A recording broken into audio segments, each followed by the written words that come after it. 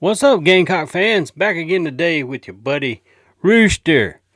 How we doing today? South Carolina versus Coastal Carolina.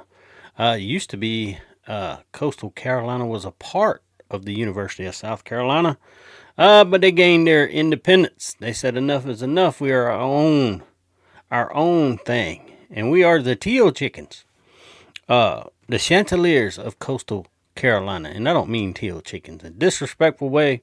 I had some friends that went to Coastal and graduated from Coastal Carolina when I was younger. Great school. Don't care for their field too much. Uh, you know, can't give them credit and then take credit from Boise State about their Smurf turf, right? But anyway, I want to talk about something today.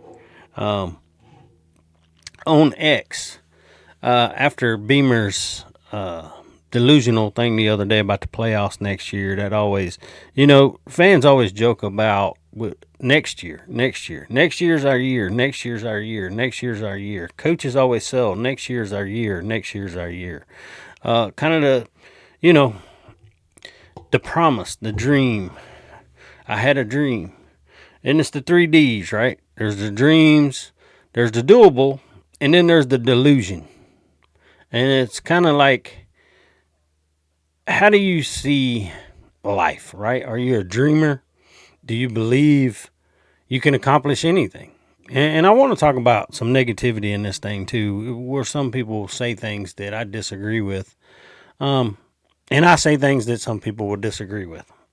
But the doable we know we can do, right? That's why we get up every day and we go and we do the doable.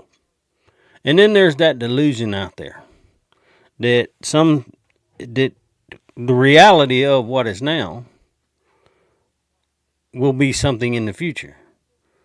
When the reality of what is now, you have no evidence to prove that anything's going to be something in the future, right? If Gamecock fans, if we all got on social media, we got here on YouTube, and all we shouted was, "We're winning the national championship."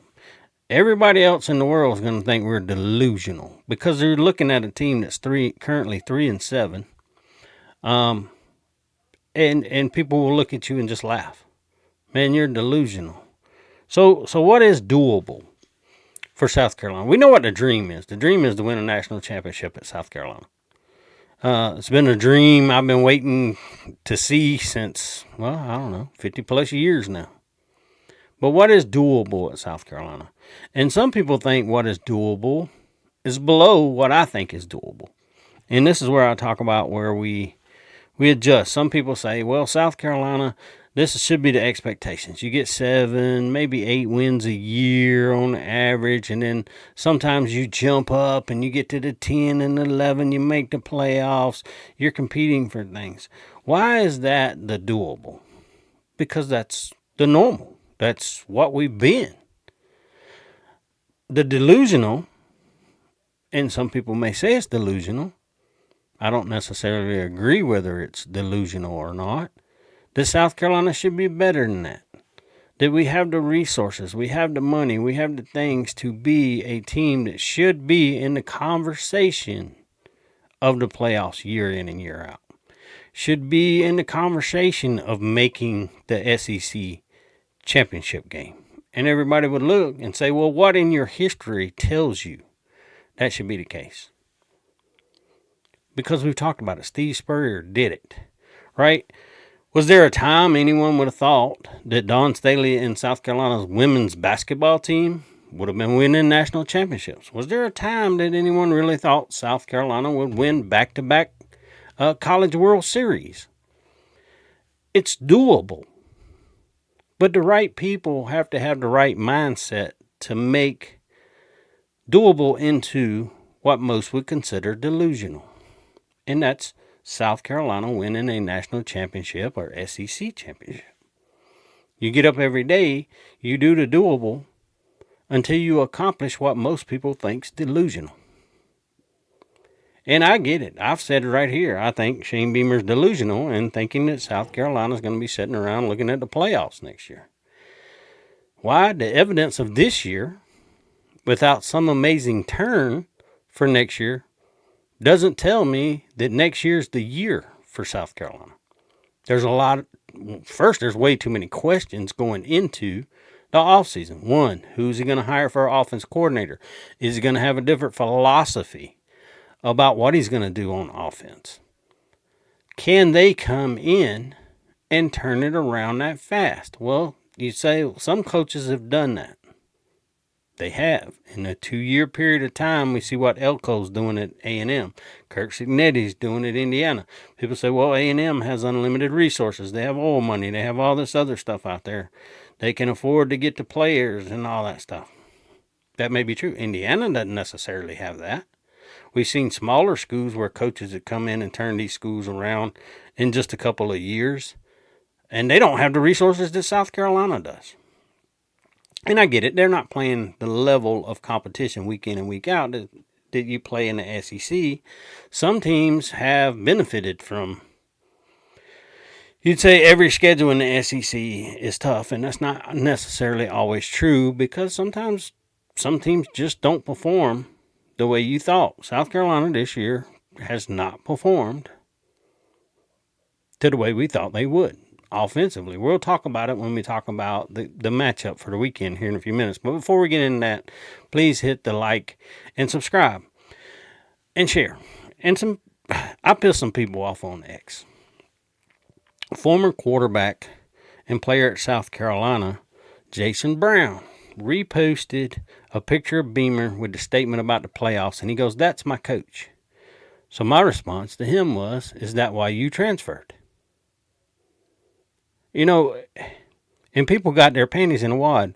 First and foremost, most of you people that have anything to say on that are hypocrites because you did nothing but bash players. You've been through bashing players that left this university and transferred out. And then I ask a question, not even bashing a player, and anyone that knows that's been around my channel a long time, I don't bash players. I've never bashed a current player. I don't bash former players. I go in and like and subscribe to all these guys that we're recruiting.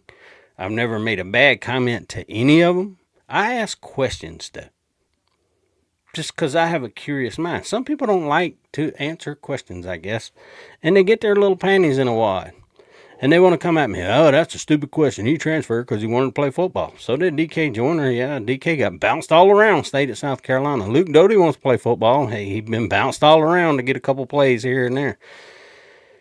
The dedication to a coach is the frustration to the Rooster Man. Because it's the dedication of someone that's not performing, right? How dedicated do you stay to someone that's not performing? If you hire someone and they're not performing at their job, and this is one of the questions I asked, if you hire somebody and they don't perform at their job, and it's no different than what a coach would do for a quarterback, but you can say the coach is dedicated, but then yet, he benches a quarterback when he's not performing. Why can't you bench a coach when he's not performing or the team's not performing? Why can't you trade? I mean, the NFL trades players. Maybe they're not performing. They get traded or cut. It's all okay when that happens. But when I question a guy for transferring out of South Carolina, going into the 22 season, he transferred before the bowl game because he knew he wasn't going to start against North Carolina. Why? He had his one glorious moment against Florida, and I appreciate that out of the guy. But, you want to repost what most of us Gamecock fans is a delusion. I can ask the question. People may get mad about it. I don't really give a shit, to be honest. All these people running around with the if and ands and buts. I can if and but it too. If I was born with a 12-inch Johnson, I'd be on making porn videos and have my fans only site making millions of dollars. I'm not. And that means I'm sitting here on YouTube talking about the South Carolina Gamecocks and not making millions of dollars. But it's crazy that people are hypocritical like that. Like, you can't say anything, you can't do anything, you can't have, but yet, if you really heard the honest questions of what these people are probably saying every day, I mean, no other player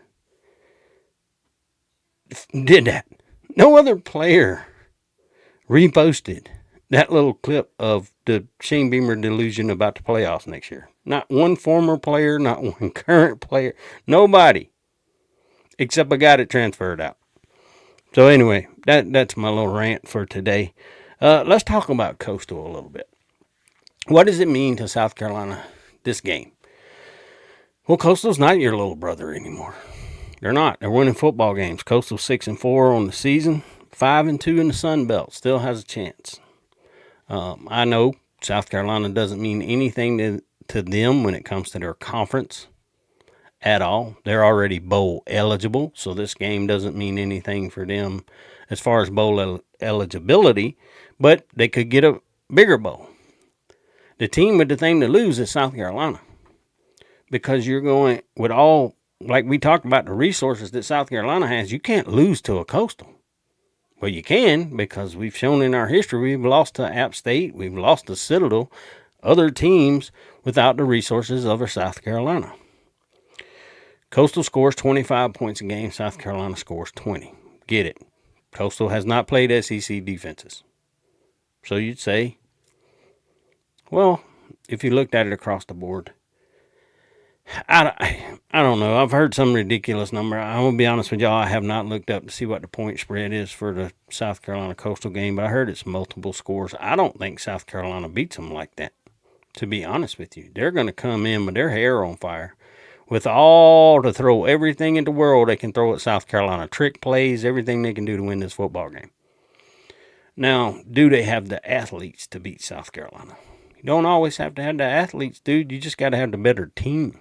Guys that play together, that play for each other, that know their responsibilities on the field, that can cover each other's ass. Those are the teams that beat you, the ones that get up for it. Does South Carolina win this game? I don't know. I mean, Coastal's giving up almost 30 points a game. South Carolina not very good offensively, can't score 30 points a game. Rarely this season has our offense scored 30 points a game.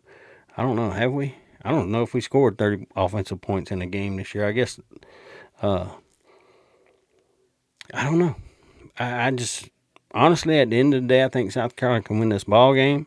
If I'm having to put, money out there to say that South Carolina covers, I gotta rock with Coastal. Now, I told my friend Jordan Dealmaker at the beginning of the year, he lost his mind, thinking that Coastal was going to have a chance against South Carolina. He told me that was the only game South Carolina was going to lose, so he lost his mind a little bit too. But he said, Coastal was going to beat South Carolina, and they still can. Now, a lot of other teams have beaten South Carolina too. I get it. They're SEC teams. They all, like 6 out of the 7 losses, that they're still teams that have a shot at the playoffs that South Carolina's lost to. I throw Vandy in that mix. I don't know if Vandy really does have a shot at the playoffs. I would think if they go out and finish out their season with wins, that they legit should be in the conversation. But who knows? I'm not on the committee for the playoffs, but I don't know. Maybe if Vandy makes it, I think Vandy should make it over a G5 team. If they've gone through the SEC and they end up 10-2. You gotta put them in. I don't know how you hold them out. Who knows? Who knows how this works out? We've seen chaos happen in this situation almost every year. You get down to the last couple of games and teams end up losing games they shouldn't lose, and everything changes. So to go by anything that's being said right now, I don't know if we can really believe any of it. We'll see how it works out by the end of the season. But anyway, it's just kind of something I wanted to talk about with the delusion, the dreams, the doables. What's doable for South Carolina right now is to win these last 2 games. What's doable for South Carolina is for Shane Beamer, if he retains his job, is to go out and find a good offensive coordinator. Those are the things that are doable. Those are the things that's got to be done immediately, quickly. You can't go out and recruit. I know we got till January before the transfer portal. You're trying to recruit your own players to stay. You're trying to recruit the high school kids, and then you got to start looking at the transfer portal and guys you want to bring in and talk to establish who that is. You got to know who the offense coordinator is, because you have to recruit towards whatever he wants to run. It's people don't understand that sometimes with football. You can't take kids, and we saw it with Lenore's this year, force kids to do something they're not comfortable doing. So you got to find the kids that are comfortable doing that. And that's smart recruiting. But anyway, I do got to get out of here, y'all. I always appreciate everybody for supporting the show. Hit that like and subscribe. I think we're a little over 50 left. 50 subscribers. We can knock that out this weekend. Rooster will be at that 1,000 mark. That was my goal, to get there before the end of the season.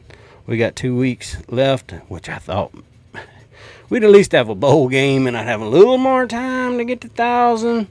But hey, all we can do right now is the doable. The doable is beat Coastal, beat Clemson, hire some coaches, see how it all works out, see who returns. That's our doables. And then we'll talk about the delusion in the future. Anyway, love all you guys. Peace. Holler later.